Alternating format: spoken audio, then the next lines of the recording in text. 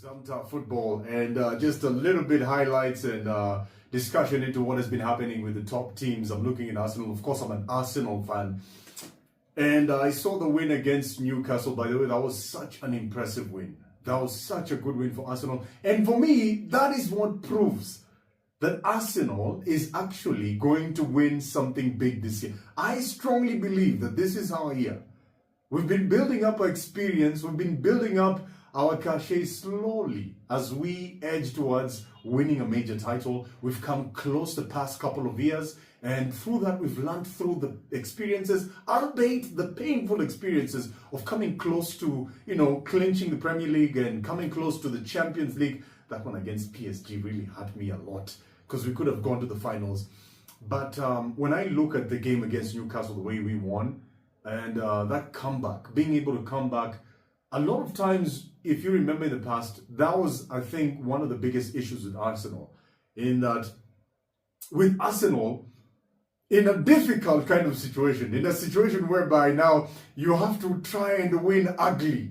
You have to try and dig deep, against a team that, has the capability to actually bully a lot of teams. Newcastle is not a small team by any stretch of the imagination. Newcastle is a team that has the mentality of also being able to bully and being able to fight it out with the top teams. Those are the kinds of tests we would fail. I remember against Aston Villa, cost us, was it last season? That home game that we lost and Ollie Watkins scored. So being able to come in, Walter made scoring that goal. I don't know why Gabriel decided to throw himself to the ground, but he should not have done that. But either way, what a way to be able to come back. And for Gabriel, am I so impressed with his improvement? I mean, I feel like Gabriel has really, really improved. Early on, I felt he wasn't getting a lot of respect and or he wasn't really being given the appreciation that he should have been given. In some cases, rightfully so, because he used to make some mistakes, some mental errors, his judgment on the field wasn't sharp. But I remember I had Rio Ferdinand saying that, he challenged him to, take that next step as a centre-back. And, there was a time when, I think, was it Kivio or who came as a centre-back? And people were saying that's it for Gabriel, because people could see the talent that William Saliba had. And he's been gaining a lot of the appreciation, being able to go back to Marseille on loan or Saint-Etienne, wherever he was.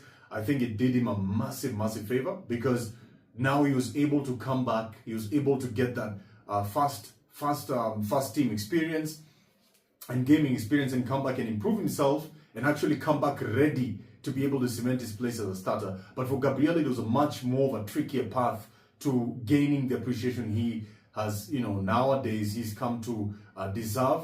Not only is he a high-scoring centre-back, reminds me of the John Terrys of the world, people who could actually just get in there and set pieces and, would put the fear of God in you, because this guy, I don't know how the hell he's able to locate the football, in set pieces. If you play football, you know how being able to time a set piece when someone hits a corner of free kick and being able to get your head on it and time it perfectly and, and actually direct the ball in a manner whereby you're constantly creating high value chances through aerial threats. That's not an easy thing to do. To be able to do that and to master that craft, that shows how much that guy has worked on his game. So I was so happy for him, especially with, I think he should have done better with the goal that we were scored against with Volta made, but he came back and gave them the final answer. You saw him do this like, hey, chill. I got the chill. Come on now. Chill. Listen. This is Arsenal we're talking about. This is Gabriel we're talking about. So I was so happy for him to be able to score the winning goal. And for Arsenal, it's an indication of how far we've come. And we are showing that, and what Arteta is showing is that diversity in his philosophy, diversity in his approach to games, diversity in how he plays out his tactics. Of course, when you watch Arsenal, we start off with like 4 at the back, 4-2-3-1. That's how we are now mostly lining up. Before, you'd see the way we line up and you'd see the way we approach games, especially that was, I think, the main complaint with a lot of people, But also I feel like nowadays fans get, fans are too impatient. Let things work out. It's not always going to be perfect. This is sports we're talking about. When it comes to sports, sometimes it will work out, sometimes it will not work out. Now, what winners do is they find more ways, or they basically find themselves in situations whereby more times than not, it works out. So fans are too impatient. Chill out, give it time. But I felt like there are a lot of impatient fans.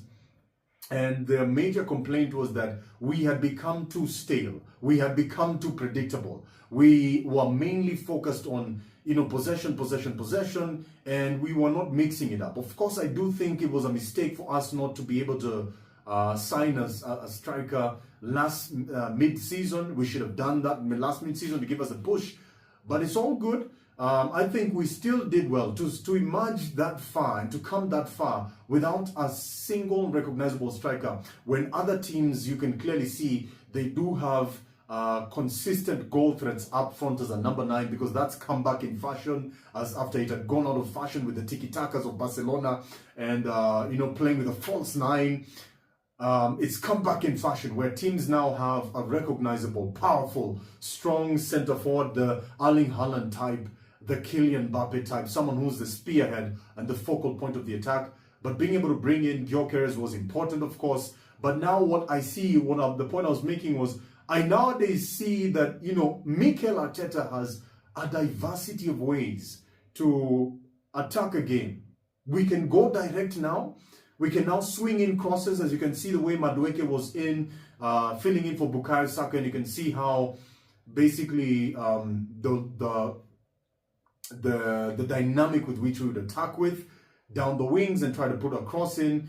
We're actually going more direct nowadays. I look at the game against Athletic Bilbao, and Mikel Arteta brought on Leandro Trossard and Gabriel Martinelli. The direct attack from a goal kick, or rather from our own goal area, going into Trossard, and then the one touch pass to Gabriel Martinelli. Again, you saw it against Manchester City with Eberechi Eze going direct. So nowadays, and I think that's important in being able to sustain a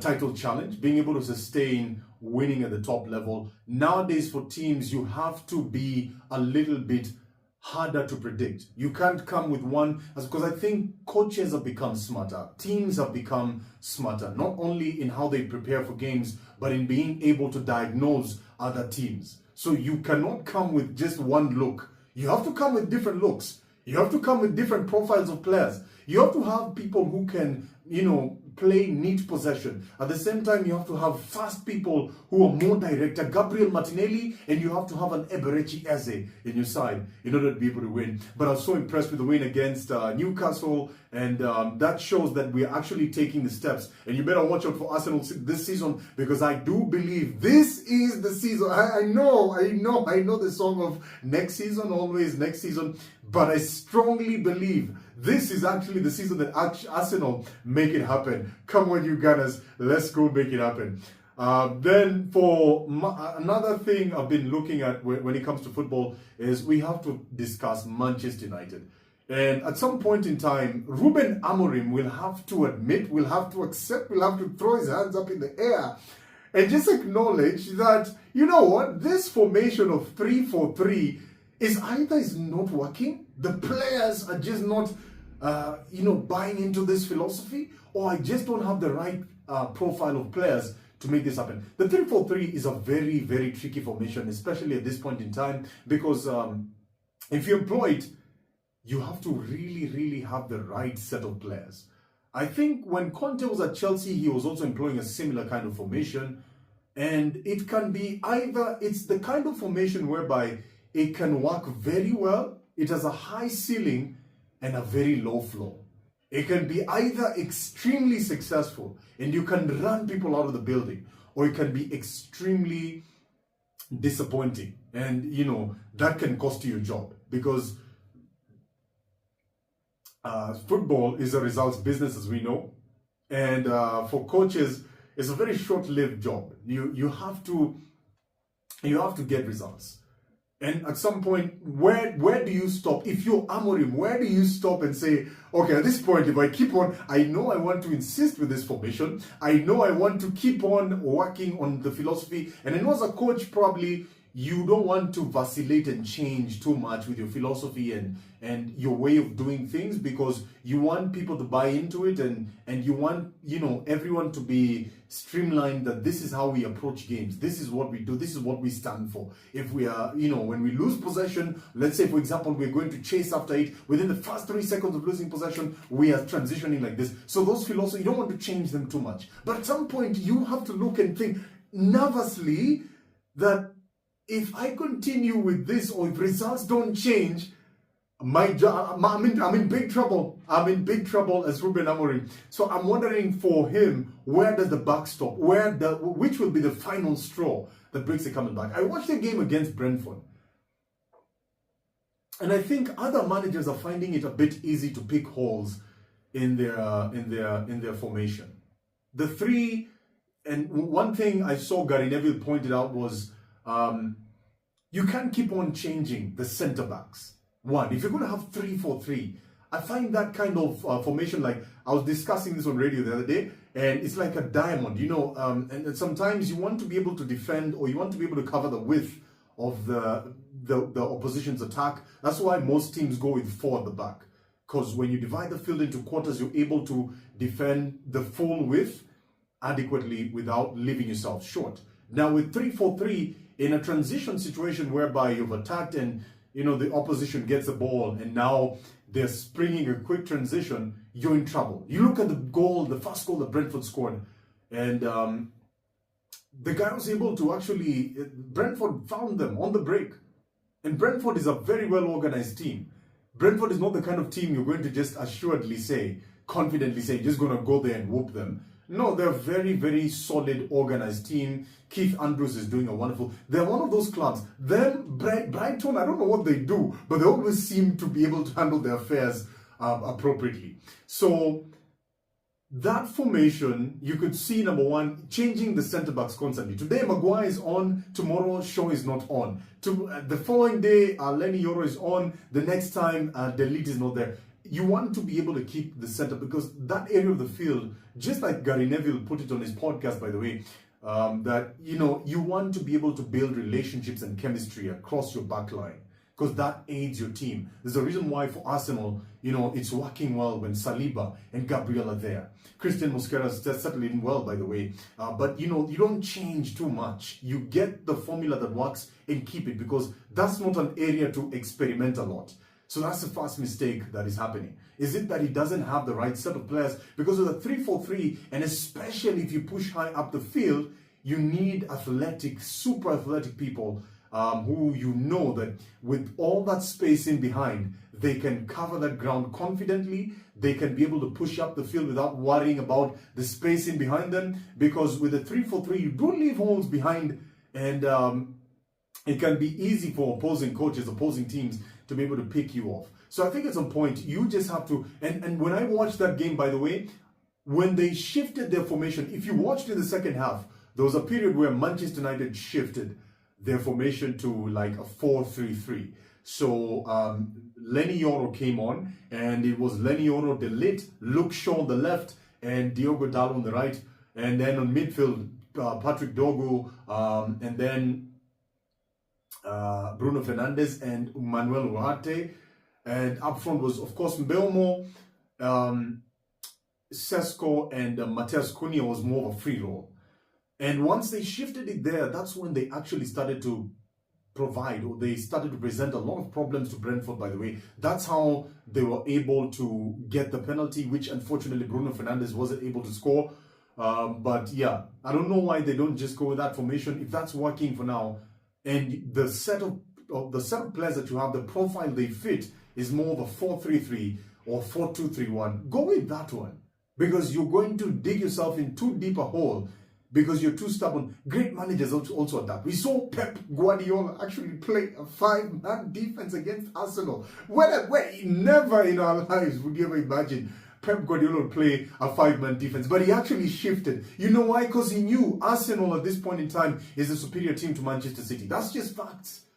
Arsenal has been on the rise up. The profile of players they have, what the activity they've done over the transfer window. They are the team that are to beat. They are one of the teams, them and Liverpool. So, I mean, do you continue living in denial and try to trade punches with Arsenal? Because that will not work out well for you. He shifted to a 5-man defense, and it actually did the whole game. The guy was playing defensive. And I'm telling you, that was actually working. It was actually working. It was so frustrating. And it showed that some great coaches adapt. You cannot be stubborn. Sometimes, you know, you're free to put in an action or to do something. The world will tell you the result of what you're doing. And the Premier League will tell you the result of whether this formation is going to work, it's been working or not. Up until now, it's not working. It might be time to change. Tell me what you feel about Manchester United's formation and Arsenal as well. Do you think that this is going to finally be the season that Arsenal wins something? And how long do you think Ruben Amorim can last with that formation? Is there a point whereby it's actually going to work for Ruben Amorim? It's Zamta Football with Purple Mikey. Make sure to like, subscribe, follow me on YouTube as well on Zamta. I'll paste the link so that you can catch me on there.